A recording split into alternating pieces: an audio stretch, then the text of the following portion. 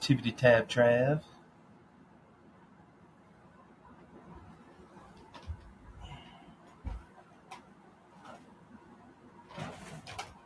Oh, goddamn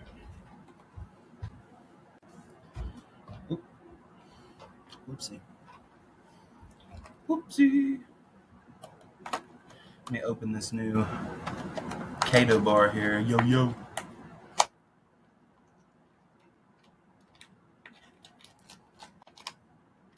A nice little pink vaporizer. Isn't it cute? Super cute.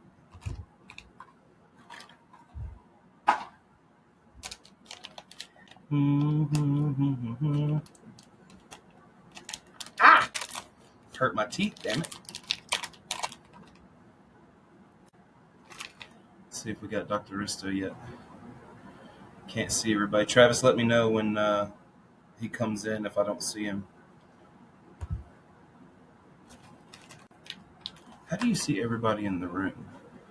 Just click on it? No, that's not it.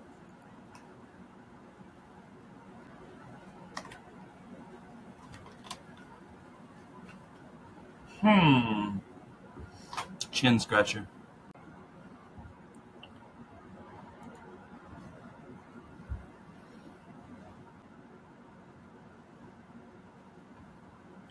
What's up, Treesus?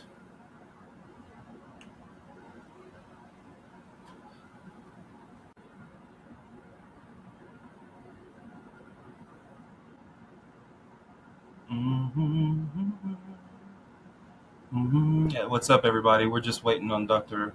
Risto to come in here. I'm gonna have to ask him how to pronounce his name like a silly ass. I'm the silly ass, not him.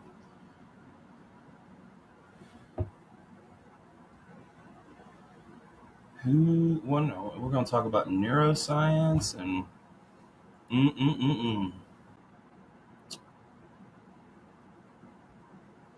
This guy is involved in a lot of things, a lot of cognitive science. He's going to be an interesting interview, I believe.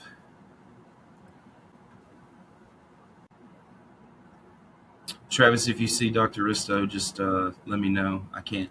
It just says you and 7 others. It doesn't say anything else.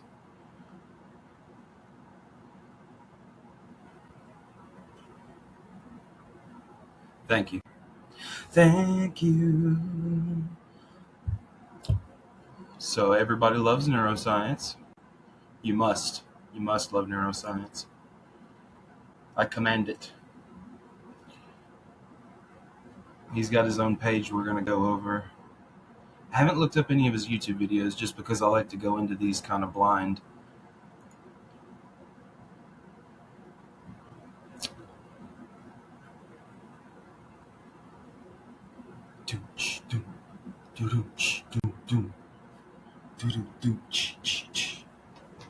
I can entertain y'all with my air drums.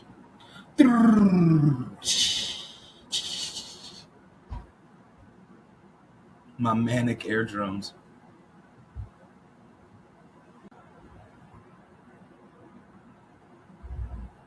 Do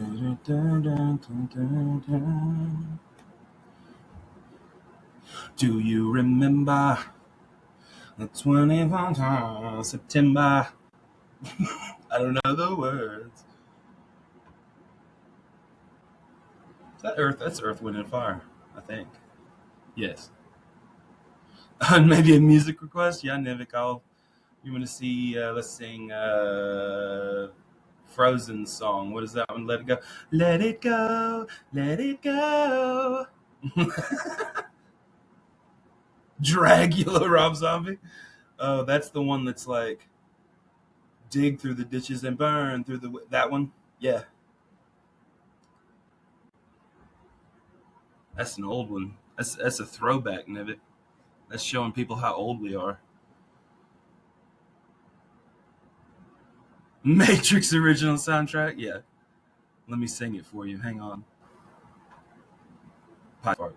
Pig fart. Gotcha. Dig through the ditches and burn through the witches and slam. So silly. Late 90s. That was an accident. Wicked song. You're wicked. Wicked, bruh. Wicked's like some kind of play, right, Travis? What am I going to ask Nivik? Oh, God. All kinds of questions. You know me. I love neuroscience. I love psychology, neuropsychology, all of it together, all the cognitive sciences. That's my shit. I loves it. Now, if you ask me engineering questions, I'm a dumbass.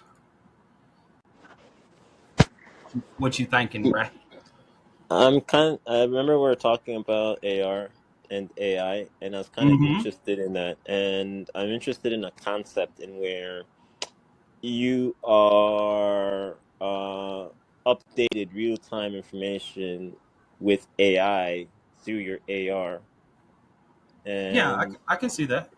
and you kind of do that with your phone, but with the AR, augmented reality, it engages with reality, right? So the thing about that is that the world around you, it is informing you about it. You look at a All right, store, it'll tell you what's. Nivik, I'm sorry. Nivik, I'm sorry. Jump down real quick, bud. All right, we have Dr. Risto in the room. I hope I'm pronouncing your name correctly. I hope I'm not screwing it up, my friend. Dr. Risto, there is a camera button and a mute button on the bottom center of the page.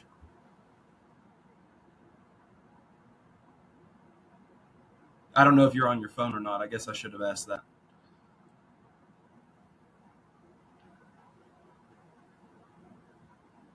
Travis, if there's any additional help that you want to give. Oh, they're grayed out. Oh, he needs to accept my invite first. Okay. That you want to give. Oh, they're grayed out. Oh, he needs to accept my invite first. Okay. Now we got it. Now we got it. Now we got it. Sorry about that. Excellent. Excellent. Hopefully they're not grayed out anymore. Yes, welcome.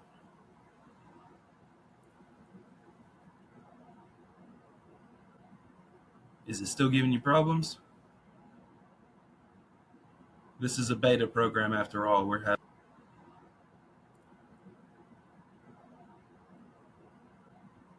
Is it still giving you problems? This is a beta program after all. We're having difficulties with it sometimes. Having difficulties with it sometimes. Oh, I see you Yeah, I now. There think you I go. got them on now. Yes. Yeah, I had to set up. I haven't used this platform before, so it took a while. I had to create an That, account and get everything set up, but it's all that's here okay. now. Yes, I can hear you perfectly. Can you hear me? Yes. Excellent. So I'm just going to go ahead and say it. This is a very informal place. We're all just chilling and hanging out. So you can say whatever you want to, and nobody's going to get onto you for it. It's wonderful to meet you. My name's Thomas. I can't pronounce your last name, and I don't know if I pronounced your first name correctly. So can you give us that? Yeah, that's you did it right. It's Risto. Last name is Miikkulainen, but very Miikkulainen. few Okay. people use Yeah, it. yeah. What is your heritage? Heritage. It's a Finnish name. Nen, a name that ends with nen is often a Finnish name. Ah, okay. Well, let me introduce you to the crowd real quick because I just, man, you're interested in everything that I'm interested in. And our friend Risto is Dr. Risto. Would you prefer to me doctor or No, how? No, okay. Risto Risto is is fine. Yeah. Risto. Okay, Risto is guys is a professor of computer science and neuroscience at the University of Texas at Austin. He is the director of the UTCS Neural Networks Research Group. That's awesome. At Austin. He is the director of the UTCS Neural Networks Research Group. That's awesome. And AVP of Evolutionary AI and Cognizant AI Labs. I'm going to read for, let's see, we're going to read your research. It says, Risto says, my research focuses on biologically inspired computations such as neural networks and evolutionary computation. Mhm. On one hand, the goal is to understand biological information processing and on the other, to develop intelligent artificial systems that learn and adapt by observing and interacting with the environment. So let's get into it. I guess I can just go ahead and ask you, what are you doing right now? What do you love? What are you interested in? What's really got you focused? Yes, well, that description is pretty accurate, and we are working on creative AI using evolutionary approaches, evolutionary computation. So that's really exciting. I've always been excited about machine creativity, getting machines to exciting. I've always been excited about machine creativity, getting machines to do more than you actually put in, letting Yeah. them surprise you, come up with something that you didn't see coming. And that's what evolution and evolutionary optimization is all about. So I love building these creatures or artificial agents that perform something in simulation, maybe in robotics, maybe they optimize some kind of decision making, and they come Mhm. up with solutions that you don't anticipate. So Oh yeah. that's what I like to do, and that's what I like to do, and absolutely working on that. Absolutely working on that. Spending most of my time working on that now. Excellent. Well, yeah. I mean, I could ask you specific questions, but get into your research. What is the most problematic thing at the moment that's causing you issues? Well, there's always a host of them, but in this area, the um, the challenge, or maybe the biggest obstacle to progress, is that we have to figure out how to scale it up. In that, like the deep learning and now the generative AI, large learning models, they Mm. benefited hugely from compute in a way that we did not anticipate. I mean, we thought that we know what was going on, and scale up maybe just added a little bit more power and larger problems. But it turned out that it was actually qualitatively different what those models can do when you scale them up. So Right. that's actually the biggest challenge in my mind right now is can we somehow utilize biggest challenge in my mind right now is can we somehow utilize the same kind of a scale up in the evolutionary optimization area and the field. And that might involve actually not just getting bigger computers and running more and more data, but Mm-hmm. actually changing the mechanisms so that they can take advantage of that. And that's currently, I think, the biggest challenge. I mean, I don't know what the answer is, but we're working on it. That's good. Okay. Excellent. I mean, the scaling issue, that's such a good point to bring up because I hadn't thought about it like that, and I know very little about like evolutionary algorithms. Is that yeah? So I have the scaling issue. That's such a good point to bring up because I hadn't thought about it like that, and I know very little about like evolutionary algorithms. Is that yeah? So I have a computer science degree, but that was 13 years ago. So I didn't go into that field. Um, I'm trying to think of that. I had someone a computer science degree, but that was 13 years ago. So I didn't go into that field. Um, I'm trying to think of that. I had so many things written down, but none of it's super interesting. Is like just having a conversation back and forth. So I don't know a lot about robotics. Can you tell me how that plays into Sure. to that? Yeah. Yeah. So maybe I'll just very briefly explain what evolutionary algorithms are and why they are Yeah. unique. That would Please, be a please. better starting point. Yeah. So the idea is to model what happens in biology and has been happening for millions of years, and that is that you have some kind of a representation of a compact representation of the genes, of the genome, of the instructions on how to control. And then you do that. You construct the individuals, you evaluate them, you let them do whatever you want. They may play chess, or they may control the robot, or they may optimize some kind of a marketing campaign, or whatever it is, or design of a wing. Because it's very general mechanism. So your phenotypes can be all kinds of solutions, but you evaluate them. And you have a whole population, hundreds, maybe thousands of them. Each one of them is now evaluated. We know which ones are the good ones, which ones are the bad ones. So you throw away the bad ones, you keep the good ones, and then you do crossover and mutation, as in biology. You try to do the same thing as biology has been doing because it's been so successful. So in that population, you pick the best individuals as parents, you cross them over, you mutate the offspring, and you get a new set of solutions. And the idea is that hopefully those new solutions, the offspring, combine the good, promising qualities of the parents so that they're actually better than the parents.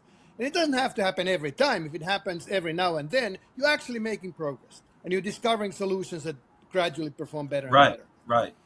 And that's the idea. That's the same idea as in biology, but of course it's abstracted. It's all computational. The DNA is number of real values or bits, bit strings, and you have to have some How kind of a many? If simulation. I may Yeah. interrupt you, how many bits of data is in a or lines of code? Is it lines of code in a Oh, DNA? How many is that? yeah, yeah. So the DNA does not have to be large. It depends on what you're trying to optimize. So, for instance, it can be a configuration of a machine, or maybe just an allocation, like I said, allocation of money to different marketing channels. So you only have to have a couple of numbers. It's a DNA is here, just a couple of numbers that tells you how much money for each channel, and you try to find an optimal distribution of that. So the crux of it is actually in the evaluation. So you have to be able to evaluate how good a solution is. So you have to have a simulation, or you have to have some historical data so you can predict how good they are. Because you do have to, for every individual, you have to be able to tell how good it is. And then you can do this. It's basically a search mechanism. You search for an optimal string of those numbers that gives you the best possible performance. I see. Yeah, I see. So we were getting on so that's the evolutionary algorithms and how they can be processed, right? Yeah. Okay. So robotics, how does that play into processing? Well, I guess we could say AGI or weak AI too, but I guess I was focusing on robotics because it said that on your page, and I was confused as to how specifically robotics ties into the Okay. processing of all that. Yeah. No, as I said, it's very general. So it can be a lot of different problems. Robotics is one of them, and it's actually quite good one. It's so much fun to work with robots because they are in the real world and they have behavior. I mean, you also work in simulated robots a lot. So like I said, one of the challenges is to evaluate how good your solutions are. So each solution has to be evaluated. It's pretty expensive to do it on real robots, right? Yeah. Because you have to run them for a while and see how well they perform. So that's why we do a lot of it in simulation, the evaluations, and then maybe transfer to the real robots. But you can work on real robots too. It's evolutionary robotics is a field of its own. I didn't know about simulation of robotics. Now that's something that sounds interesting. You can Oh, simulate sure. that. Yeah, Okay. yeah. There's plenty of that. There are, for instance, the robotic soccer. There's a simulation league, and there are real robots, different leagues. And simulations have gotten so good that now you can learn a lot in simulation and transfer it to the real robot, and it works quite well. And then there's special techniques to make sure that it works well. When you have wear and tear and you have some inaccuracies in the real world, so you anticipate that in the simulation. So simulations we can run so much faster. that's the Of that's the course. benefit. You can do millions of evaluations when you can only do hundreds or maybe thousand in the real robots. Yeah. But the idea to get to why it's so much fun is that you are trying to evolve behavior for the robots. So the very early experiment we did in the 90s, I think, was in a robot arm, trying to control a robot arm so it would get to an object, coffee cup. It would get a hand around the coffee cup. And it had several degrees of freedom, 6 originally. We only needed really 3 to get to the goal. So you turn around your main axis, the vertical axis, and you twist the arm and you extend the end effector. So that should get you anywhere in that space. Now, we were then working on getting around obstacles, which makes it a lot more interesting. Right. And we accidentally disabled the main motor. This is done in simulation still. Although there's a physical robot too, but we were doing this in simulation. So the robot could not turn around the vertical axis anymore, like in this chair. And we were a little surprised because we looked at the results and it was solving the task, but it took 10 times longer. We didn't know that we had broken the main motor in the simulation. It just Okay. took longer. And then we look at the results, what was happening. We very quickly realized that it wasn't turning around, but instead what it learned to do is to slowly move the arm away from the target, swing it back real hard, and the whole robot would turn around because of inertia. It learned that. Precisely. It evolved that solution to compensate for an inoperative motor. we had no idea that there was a problem, but evolution still found that solution. Is that intelligence? Well, that's the kind of creativity that we want machines to have. That's what I said in the beginning. I love it when machines come up with something you don't already know. Right. And this is in a case where we broke something and it fixed it.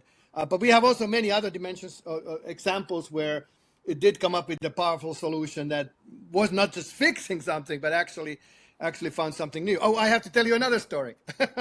Please, So please. this is not in robotics, but it's in cyber agriculture, where you have a greenhouse where you control everything with computers. How much water goes in, what the temperature is, what the nutrients are, what lights are on, how long they are on. Everything is computer controlled. So farmers know a lot about their patch of land and what to do with it. But what if you can control everything? What do you do? It turns out we have no idea. We don't know very much about that. So now that's where evolution comes in. You can discover growth recipes that aren't really in the mind of the farmer or anybody who's actually even a biologist. So we were growing basil, and we had this was a collaboration with MIT Media Lab, Open Ag lab there. So they had a container, and they were growing basil. And we controlled in multiple experiments different kinds of aspects of it. But in this experiment, we controlled the lights, how much ultraviolet, what wavelengths, and how long the lights were on. And evolved the solution, evolved these recipes. We started with something like 100 different actual plantings. So we had an idea how the different recipes worked. And then evolution was trying to find better ones.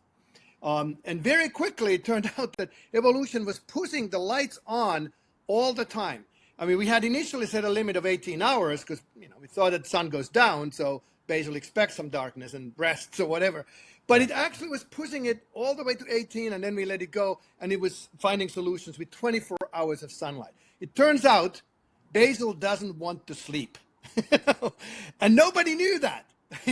And then we planted the basil and kept the lights on. We actually verified that this was a real discovery, and it was a huge example of how creative these algorithms can be. The biologists were quite surprised to see that they did not expect this kind of result. It's not really reality in the world, but evolution can discover when you have an opportunity to keep the lights on, do. And the plants, at least basil, likes it. And it grows bigger and it develops a better taste and so on. This seems like some kind of pleasure calculus for that system, right? Well, we don't know exactly what's going on. That's the beauty of it. We don't have to understand what basil actually thinks, but we just see the effect, and we can optimize the effect if we can predict it. Yeah. Right. So that's machine learning, right? Yes. Yeah. And it's these aren't my areas. I'm a philosopher and a psychology nerd. So this is why I want to do these interviews, because I learned so much. But go ahead. Yeah, I was going to say that it is machine creativity, and I want to emphasize here something that I think is really important with this example, because now we have in machine learning we have DALL-E that creates images, and we have GPT that creates text, and they are creative to some extent because they do come up with images and text that never been seen before. But the difference here to this generative problem solving with evolutionary search is that DALL-E and GPT, they still work in a domain where they are creating solutions in the space that they've already seen. So like a weak AI, like that? Well, I'm not sure if it's called it weak or strong, but it is creative. It's generative, but it's based on a lot of examples. And these solutions, generations, are still within the space of those examples. It would not keep the lights on 24 hours because it's never seen anything like that. Lights are always off everywhere. So therefore it wouldn't extrapolate. It wouldn't explore. And that's where I think the real benefits of creativity and even machine creativity are. Is tried something that never been seen before. And you do need to be able to evaluate it, of course. But if you can, then you have opportunity to use machines to be really creative and find things that you don't already know. Oh, that's awesome. I mean, that's what I want to see from AI, weak or strong, if it's AGI, whatever.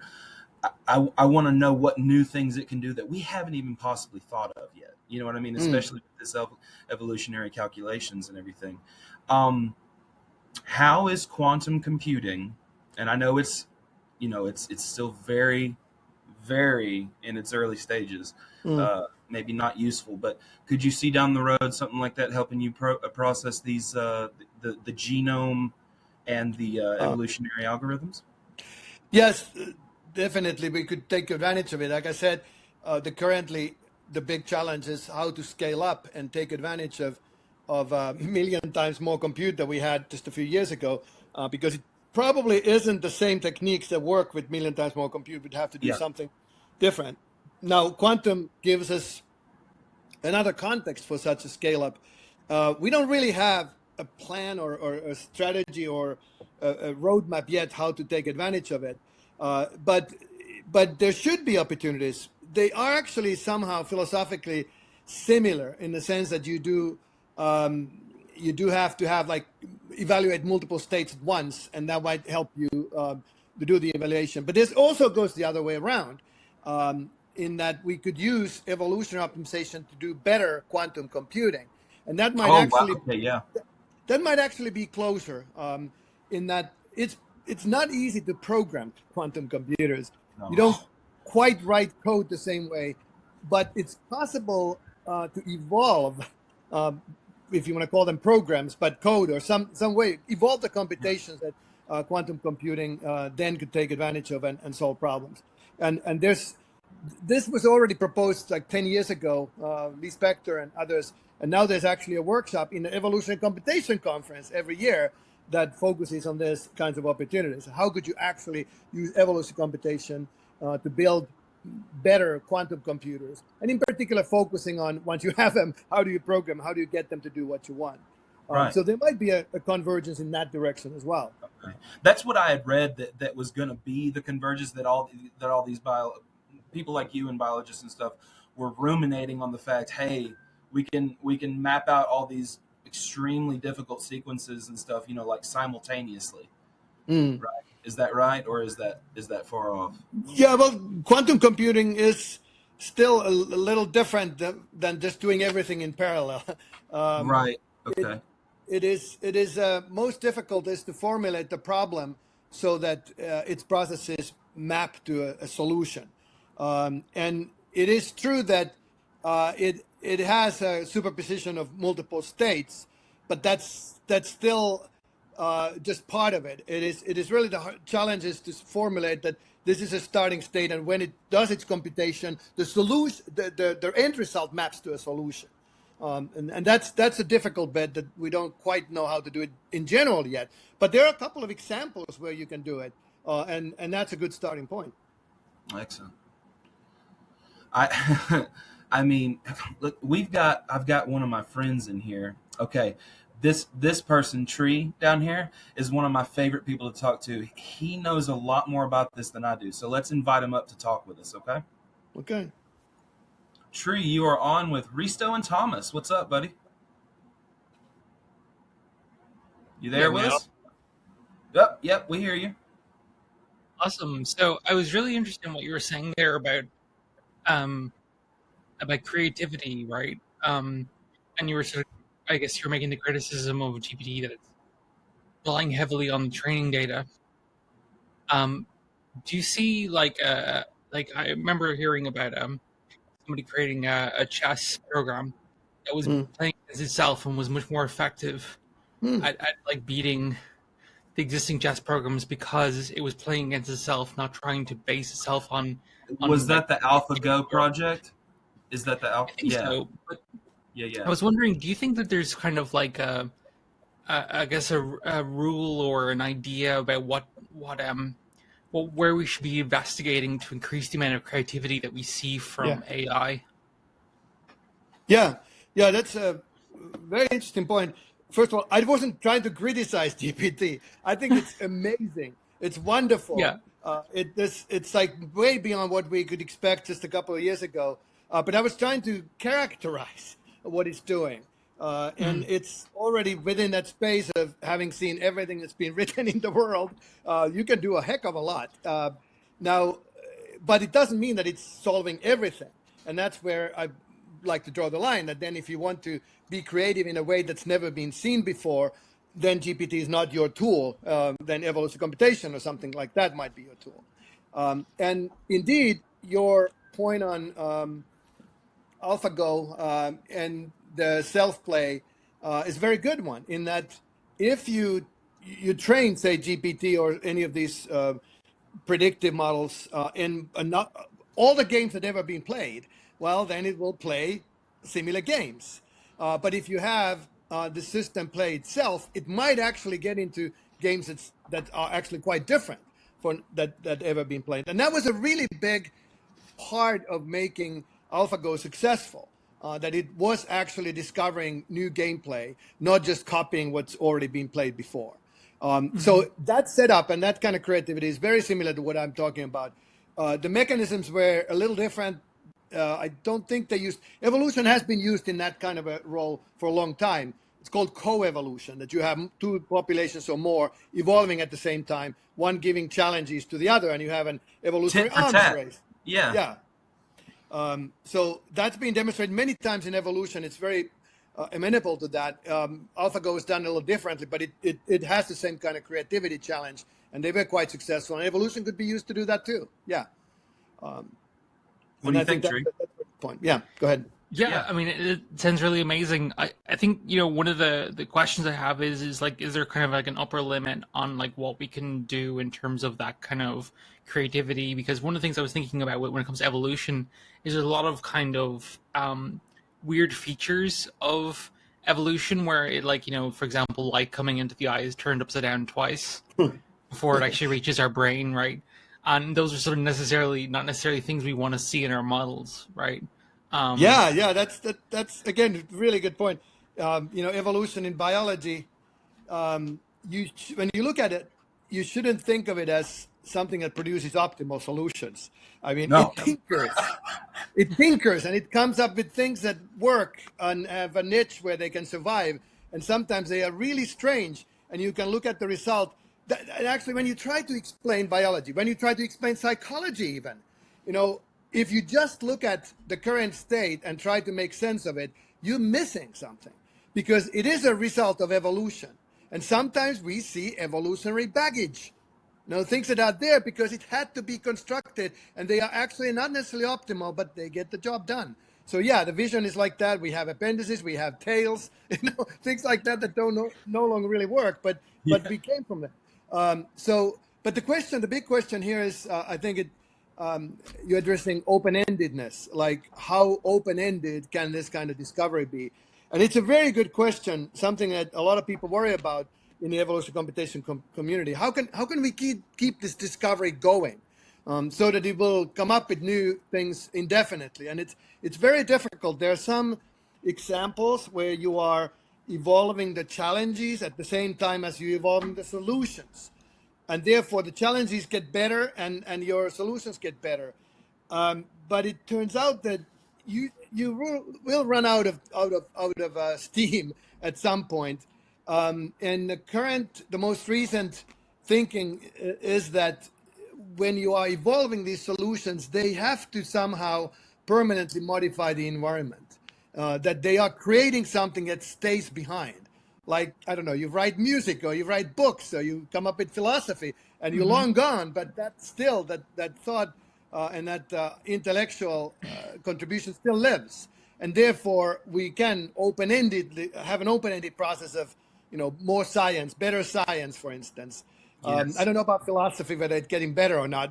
No, I like the science idea. I like that one. But certainly technology is getting better. I mean, kids today, they already are sequencing DNA from strawberries in kindergarten. And they're sequencing DNA on the space station. Yeah. And now again, do you know Dr. Christopher Mason? I don't think so. No. Oh, okay. He's a genomicist and a bioinformatician. So he helped do that sequencing in on the ISS.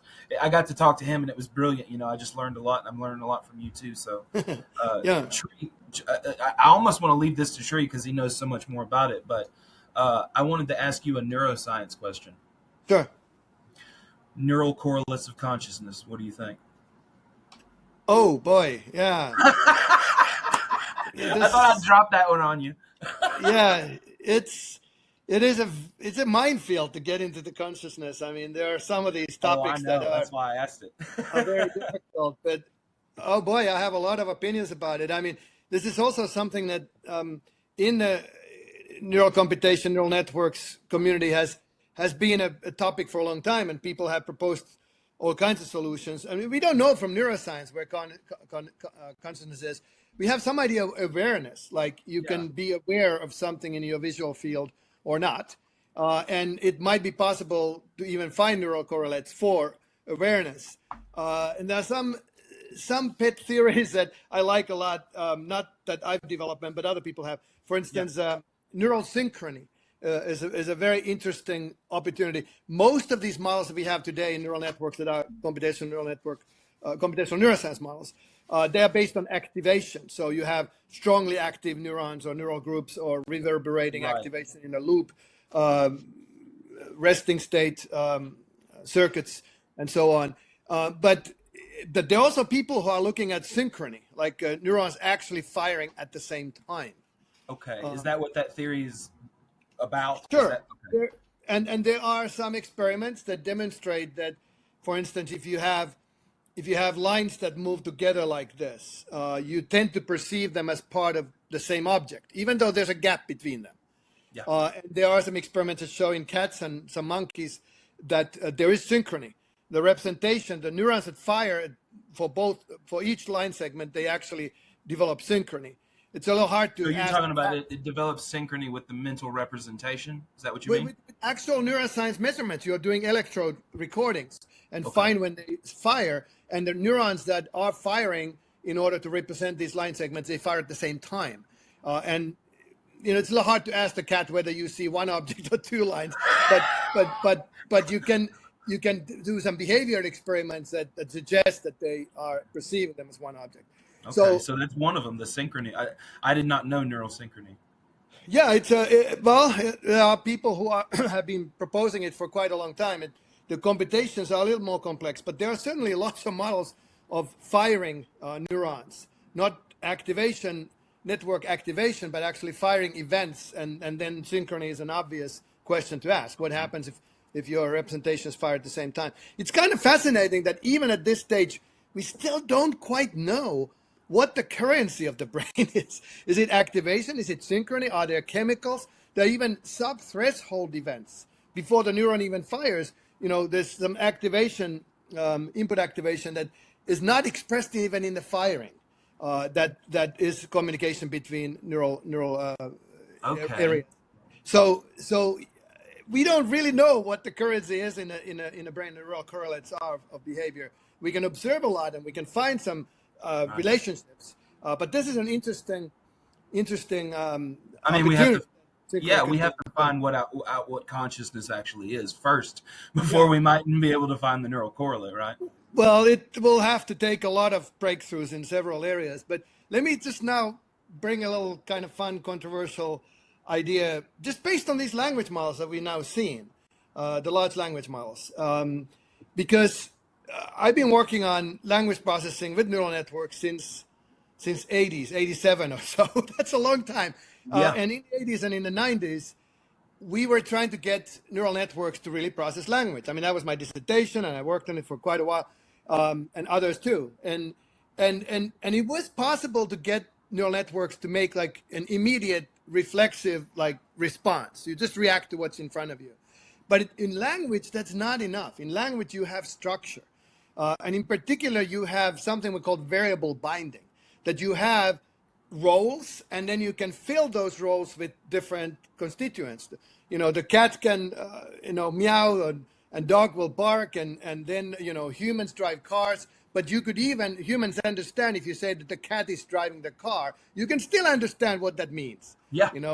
Even though that it's just linguistically, it's possible. We could never get neural networks to do it. It was really difficult to just have this ability to place a filler in a slot and have it make sense, even if it wasn't there in the training set. Yeah. All right. So now, fast forward, a couple of million times more computing power. and billion times maybe parameters, and we have large language models. And if you look at what they can do, um, it's quite amazing. So the transformers, we are no longer really looking at features in the input like in the old days. You're looking at whether it's visual perception or language. You're looking at features of words and you bring them together into an interpretation. But now transformers allow you to look at relationships. That's what attention is. So you are looking at this word and you're paying attention to other words so that you form relationships. Oh, okay. Okay. And now, when you have relationships, and you have them at multiple layers, you can start to form abstractions, not just feature-based, but actual relationship upon relationships. And if you have enough parameters, somewhere in the neighborhood of 10 billion, something happens that if you're looking at ability to form these like variable bindings, essentially, nothing happens until at 10 billion, boom, something starts happening, and these models start to be able to do this kind of abstract relationship that amounts to variable binding. So this is a remarkable, if it's true, I mean, we don't understand how they work, but just looking at a couple of these results, plots, ability to do this and that, it looks like when you had enough scale, variable binding emerged. And this is just amazing because we thought that it would never really be possible to do. But now think about why it emerged. It emerged with the scale. And now we have a scale of 10 billion, 100 billion. Who knows how many parameters GPT-4 has, but trillion maybe. We are approaching the level of the brain, Yeah, 1,000 trillion connections or so. Yeah. So maybe that's what's missing. We actually now captured something of the foundations of brain computing that allows us to think in this flexible manner about variables and process language. And now, if we can do that, what if we scale it another million times? Maybe we get systems, and now I'm speculating, and that's why I'm saying this is controversial, or I have no idea whether it's going to work, but you can speculate. What happens if you scale it some more? Will we get something that's fundamentally even better? For instance, could GPT 5, 6, 7, 10 something actually be aware of what it knows? Right? That would be interesting. Like humans, you may have a knowledge. You may know the person's name, and you know that you know the name, but you can't say it. You have an idea that it starts with an S, but you can't quite get to it. Yeah. Humans have this kind of awareness of their own behavior, of their own knowledge, and what's in their memory. But GPT does not yet. But what if we had another, 10 times, 100 times, million times more compute? Would that emerge? I think so, but that's just a supposition, right? Because I think exactly would I mean, it's like thinking about Siri, right? Siri would pass the Turing test, right? On a good day, maybe. Maybe on a good day if it was functioning properly. I think they said something like Siri had something to the amount of like 45, 50 IQ, and that's all. Who knows if that's correct? But I just remember reading that on like Science Daily or something like that. But so this scaling problem really is a big issue. I see that now. Yeah, well, it's based on the fact that we did not think that variable binding was really possible with neural networks, but it was just a matter of scale. And it then started doing something fundamentally differently. So now the question is, what if you scale it even more? What would you get then? Well, maybe it could abstract. Yeah. Yeah. What's that? Yeah. I said maybe it could abstract. Yeah, exactly. And now, if it's aware of its own knowledge, that's not so far from your question about consciousness. Yes. So we're getting into a very scary situation here, because if we have enough scale, we might actually have captured something from the brain, and now we're closer to brain processing, and consciousness is not that far. So I'm going to deny. I don't know if you're recording this, because that might be a little difficult. We are, but dude, it's okay. It's just 19 of us in here chilling out. It's all good. Yeah. That's the idea. But it's fun to speculate what might happen, and it's based on just seeing the scale. And that's also why I'm interested in scaling evolutionary computation, because we believe that scale might have a similar effect in that different area of trying to discover, explore, and find things that you don't already know. Yeah. And that, like biology has been incredibly successful at that. So maybe you could discover the principles that actually go into construction of such a brain. Yeah. Are you an epiphenomenalist? Do you? No, can you define that? What do you mean by Well, that? well, let me look it up so I don't butcher it. Okay. That's why we have the internet, right? Yeah. Well, you could ask GPT. Ooh, I could ask GPT. Let's do that. Sorry to pause this. Epiphenomenalism. Let me make sure. The view that mental events are caused by physical events in the brain, but have no effects upon physical events. But have no effect. That is, I mean, yeah, I mean, believe the brain produces cognition, but Right. what does it mean that if you are that Not your sure. cognition has no effect on the brain? That would be a little hard to believe. I mean, it should be a very interactive process.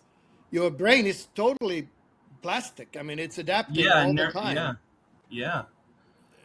I mean, we Um. remember this discussion, this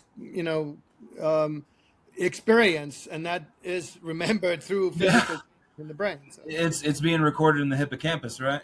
yeah, Yeah. And well, for here it says epiphenomenalism. For instance, fear seems to make the heartbeat faster, but according to epiphenomenalism, the biomechanical or biochemical secretions of the brain and nervous system, not the experience of fear, is what raises the heartbeat. I see. Yes. Um, yeah, well, it is. Yeah, yes, and there are experiments, for instance, where a person can be injected with certain.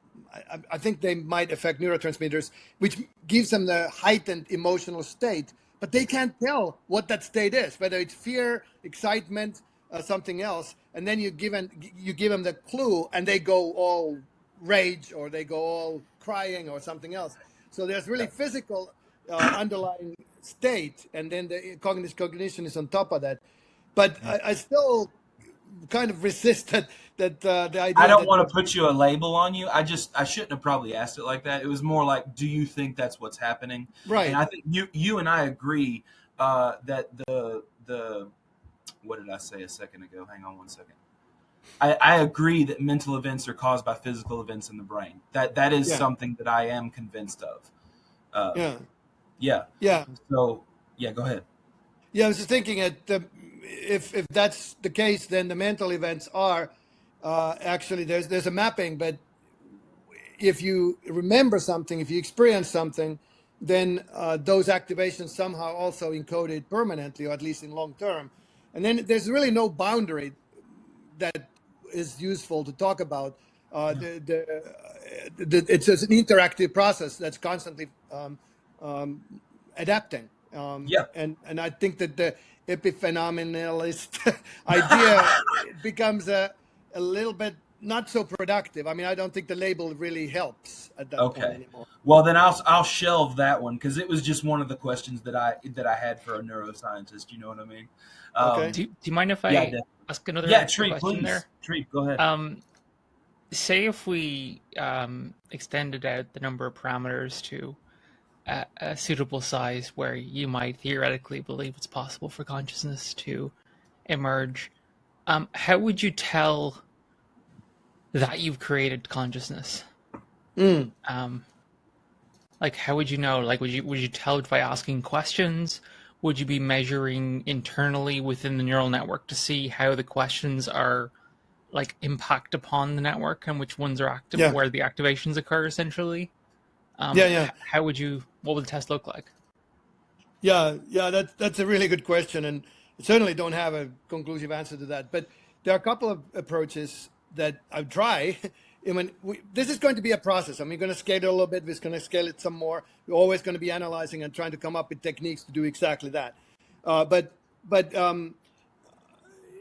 in order to characterize mental states and mental behavior, there are techniques in that are clinical. Like, how do you characterize that somebody has a schizophrenia, for instance? Right. That's a little Right. different mental state. You try to understand how this person reasons and views the world. So you ask questions, you carry a conversation, and there are suggestions. I think there's even a manual of what kind of discussion you should have. And then Yes. you can rank and rate according to those dimensions. I mean, it is a very high-level disorder, so you have to talk about concepts and high-level understanding of the Yeah. world What in are the order to catch. psychometrics to prove, schizophrenia, right? Yeah, Or to yeah. measure, excuse me, to measure And schizophrenia. yeah, and at one point we did work with Ralph Hoffman, who was a psychiatrist and was interested in that. And he actually developed, based on computational modeling that we built, a measure which was based on a couple of features. They were actually initially maybe 15 initially, and we eventually focused on just two that were really telling. And they were, how often do you have an agency shift? Like the patient misses who was the actor. Like there was a, and oh, right, and how often does the patient inject themselves into the story? So they might be telling a story about some mobster doing something bad, robbing a bank, and then he's telling the story, and he might replace characters with other characters, but also put himself into the story and start believing that this is something that happened to him or her. And that is, and if you measure how often this happens, you can actually recognize that somebody has schizophrenia relatively reliably. So you ask them to tell stories, different kinds of stories, stories about themselves, their own life, as well as stories they know from movies and books and so on. And you can measure it. So something like that. It's a foundation that allows you to measure somebody's high-level cognition. And it might be possible on that foundation to develop also some tests about consciousness. I don't know what they would be, but I'm saying that that's a direction that we could take.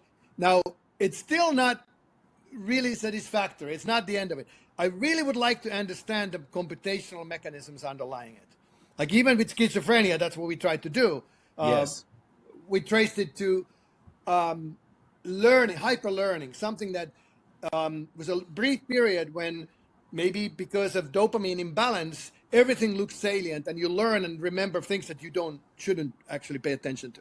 So there's a mechanism that we could identify that could cause this kind of behavior. That's the same approach that we'd like to do with consciousness. We would like to be able to, and we can because it's a computational model, we can change something in it and we can observe the effect and then come up with this kind of mechanistic explanation of where the behavior arises, and therefore also identify some mechanisms with cognition. We'd have to start probably with awareness and something that's easier to measure. Like, are you aware of the object here, aware of this and that? But we'd have to build up the metrics from there. But that's ultimately what I think is hopefully possible with these large models. I do too. Tree, go ahead if you have some more questions, brother. Oh, real quick, Tree. How long do we have you, Risto? I don't have anything right now, so. Oh, you're more than welcome to stay as long as you want. I love talking to you. I just didn't want to hold you up if you had business. That's fine. An hour is usually good. Okay. Well, we've got 10 more minutes, so if anybody else wants to call in, Tree, I want you to ask another question, and then I'm going to get Nivik in here for a final, for our closeout. Okay, Nivik, be thinking of a good question. So say if we do actually create something that is conscious, at least to our understanding of it, based on what you're describing there, which is looking out for certain particular behaviors that we'd like to see to prove that it is conscious. If we're aiming for consciousness, don't we run into the same risk that, like, it could be overfitting on consciousness on the type of behaviors that we want to see, and not necessarily actually developing an internal world? So, like, if we really want to see consciousness, I'm sure we could create something that would emulate it, but making that distinction between the internal side of things and otherwise. And do you feel like that your investigations into biology have really helped come up with something that would be very likely to produce the actual desired outcome, which is consciousness? Yeah. So GPT and these large language models, if you scale them maybe a little bit more, they are getting better and better at faking it. We don't believe that they're conscious, but they act like they are, and to some degree in some cases. And some people say that, hey, if you It quacks like a duck. It is a duck. If you are just able to produce responses that a conscious human would, then for all practical purposes, you're conscious. I Yeah, don't what think if it that's can quite fool right. us? Yeah. I'm Yeah. sorry to interrupt you. What if we create like a system of weak AIs and it's shaped Yeah. like a human? It does everything that a human does. It tells you, "Hey, I'm conscious. I'm here. I'm intelligent. Yeah. I'm thinking. I'm aware of my." But it's actually not. It doesn't Yeah. have that qualia. What would that Yeah, be? well, but it's hard to prove that. But if it's really for all interactions, it behave as if it is conscious. But th- that's the point of these computational models, that you can actually do the second thing I mentioned just before, that you can look at the representations, you can look at the computation, and you can try to identify what the behavior is based on. And even more, you can mess with it. You can cause damage. And also in terms of consciousness, you could try to explain schizophrenia. You could try to explain various abnormal behaviors that people have. That would be really useful. I mean, you actually can then perhaps even develop treatment for various mental disorders. And I think that if we get to that point, we are actually not just faking consciousness, we are actually implementing it in some way where it's productive and we can treat people. Um, Yes. and then there's also other species. Can we model dogs, monkeys? I mean, I don't know if they're conscious, but they are. I don't think consciousness is binary. Either you have it, you don't. I mean, there are different levels, different comprehension, and I agree. animals probably have something related to that. And we should be able to also model animals, and it should be based on the computations that are then more limited. So once we start having that kind of theory, I think we can gain a lot more confidence that we are no longer faking it, because it's not just repeating it, it's actually explaining it, and it allows you to change it, like treat disorders.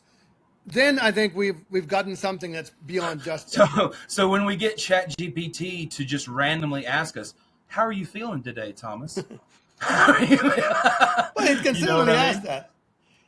But if we can have a patient and fit a model to the patient, and then use the model to understand how the patient should be treated, when it's actually the model of the brain processes, not just a phenomenological model, I think that Yeah, then we have something that is worth striving for. I agree. Tree, Is I'm that gonna more of bring a you up to simulation, or is Tree. Let that me like? bring you up to speak real quick, and I don't want to keep Yeah. our friend invite you to speak, Tree. And I know Nivik. If I know Nivik, he has a question about augmented reality. I can just feel it. Let's let Nivik come in, and then I'm gonna have maybe Tree ask maybe one last question, and then we're gonna let Dr. Risto go. All right, Nivik, go ahead, buddy.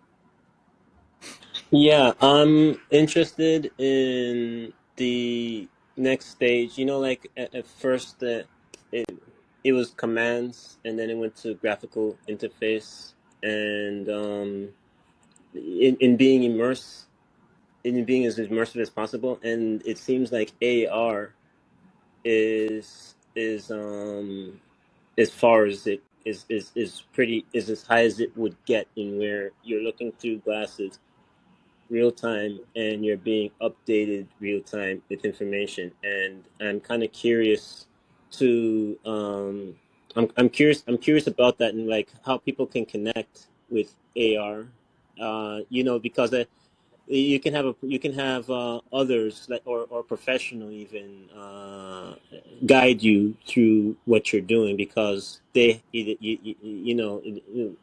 because them with the AR, wearing the AR, they can see what you're seeing. So people can connect and work on the same thing and be more efficient potentially. and All right. and then I was curious about the introduction, the possible introduction of AI into that, in where the AI is also involved in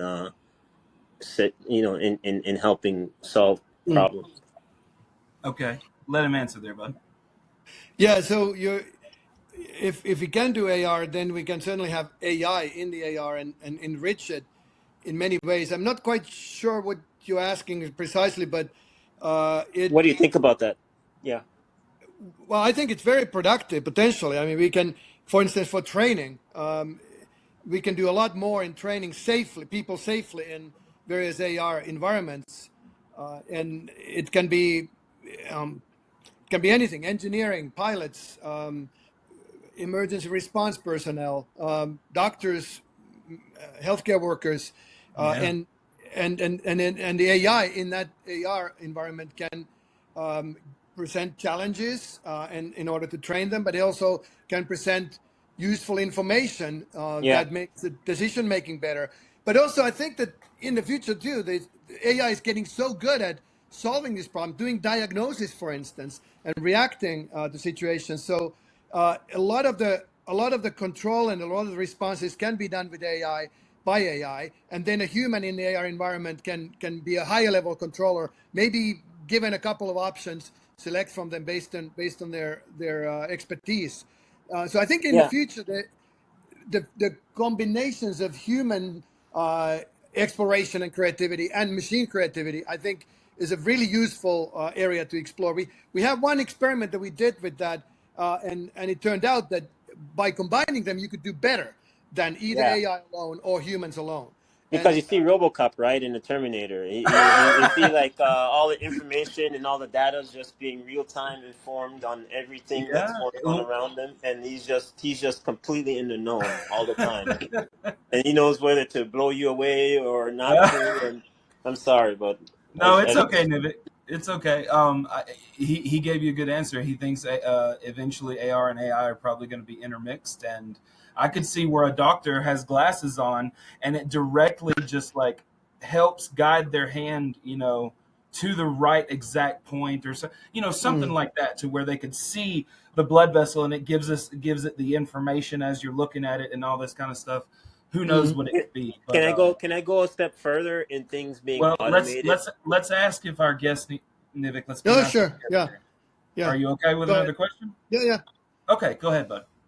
No, I was just saying. What do you think? In going a step further, where things are automated, real time, and things would be like something would be ordered, or you could through a machine,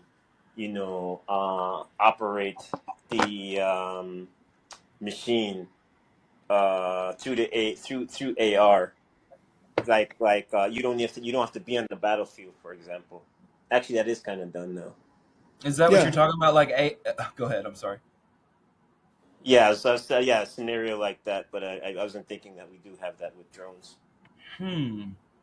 Yeah, and it doesn't have to be battlefield. I mean, you can go ocean exploration or unmanned systems in Mars or something like that. I mean, but once we get to something like space exploration, there needs to be also independence and autonomy because of the communication delay. There are situations where a human can be in a loop, and then there are situations where the human must take a little bit more hands-off role and generate maybe the main goals and approaches and so on. But I still think that AI will be developed in service of humans, make humans more powerful and better at what they are doing. So in that sense, if we have an AI technology and humans are already using it, and then the AI that will come in will make humans better at using it. Uh, and other kinds of technologies would just not be built or would not be Yeah. adopted. We'll Uh, evolve together, won't we? By that time. I No, was I thinking mean about like the I was AI thinking and about the us. robot approach and it being automation and being involved is kind of like the Matrix, right? You don't necessarily have to leave where you're at. It's just that you can live through the robot and you can be updated Like an real time avatar. in information.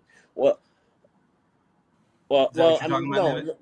no. I'm saying like tasks that can be done, you can do that automated in an automated way where the AR is through the robot, right? You are operating the drone, and the drone that's being flown, you don't have to be in the cockpit. Yeah.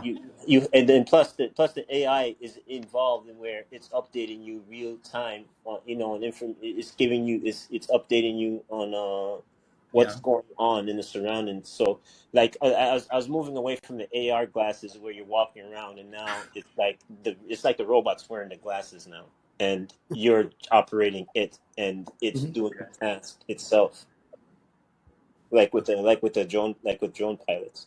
Mhm. Is there a question maybe we can get out of that?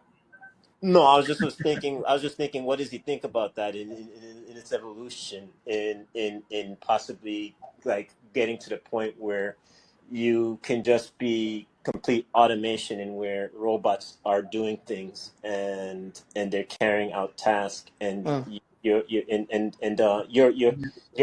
involved through AR, but AI is also helping in where it's informing what you should do and shouldn't do, because it's like AI is kind of Nivik, we've only got him for a few more minutes, buddy. Let him answer, okay. okay? It's all yeah, right. We hear you. yeah. Well, I think it's already feasible to do a lot of that, but where AI first will step in is probably control some of the lower level behaviors. So, for instance, if you are indeed flying the plane, you don't have to worry about stability because that's automatically taken care of. And I could see, for instance, a surgery example. The surgeon can drive towards certain area, but AI is actually doing the fine movements and making sure it's done safely and not nicking an artery and so on. And these are these baby steps that we have to build in order to get there. And maybe the AI will take more of that decision making role of that now is done humans, and humans will do the higher level planning. But that actually, I think I can see already that happening in the near future, and I think it's That's very awesome. useful, very productive. Yeah.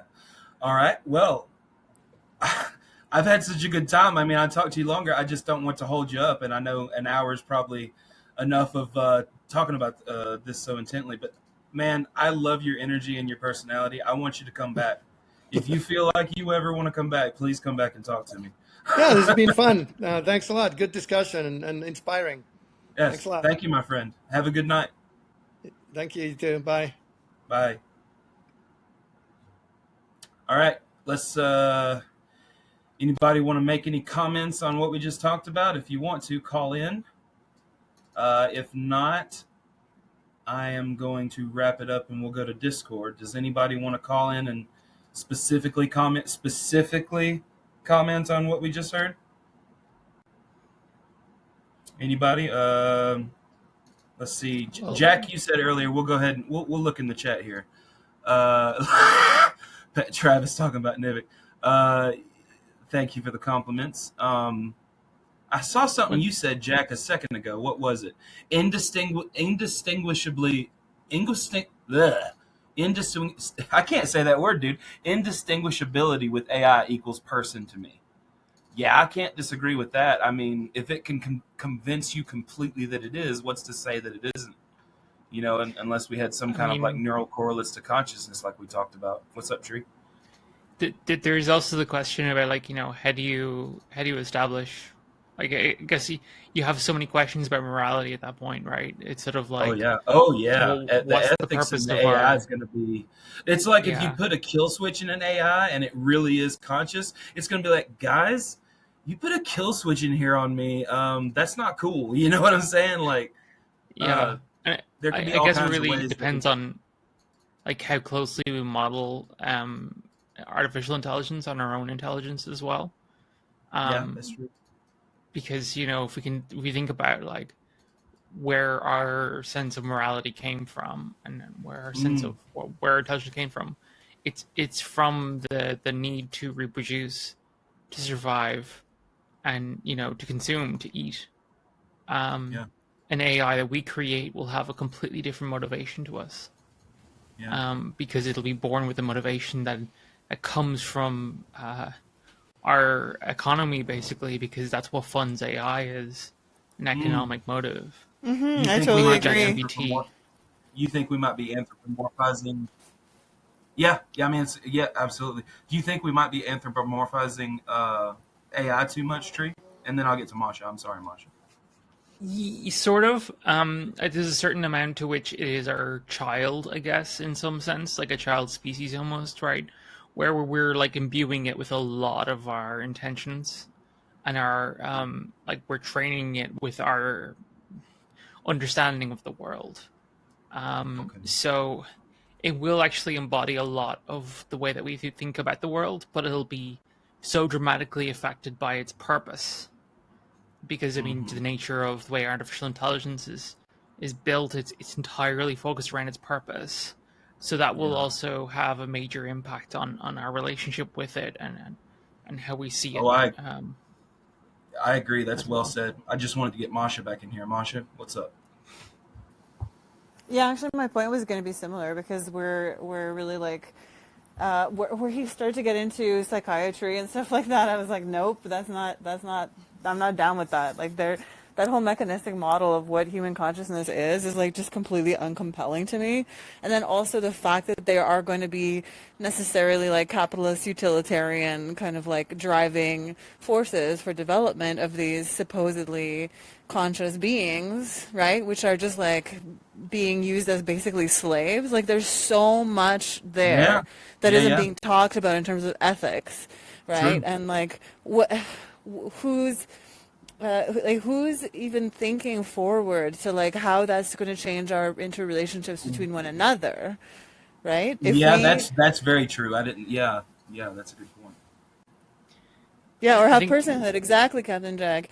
Have personhood, have agency, have true self-sovereignty to any extent. Like wow, like but we already have a fucking slave class on this planet, right? Like economically of humans whose personhood we don't fully recognize, and we just fucking put them through the grist mill.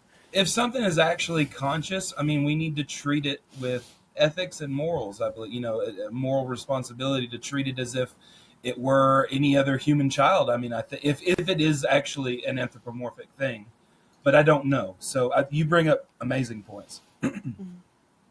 I think there's also an element of we're quite likely, if we're going to create something with an intelligence, we get to control what makes it happy, what makes it unhappy as well, right? And if we have that capability, that's going to really affect our relationship with it pretty dramatically. One of the really difficult things about predicting the future of AI is just the same problem with predicting the future. It's almost impossible. There's a lot of definitely a big, like there's definitely people working on AI safety right now, from a lot of different perspectives. If you look at the Computer File YouTube channel, there's some people who are linked from that who discuss it in detail.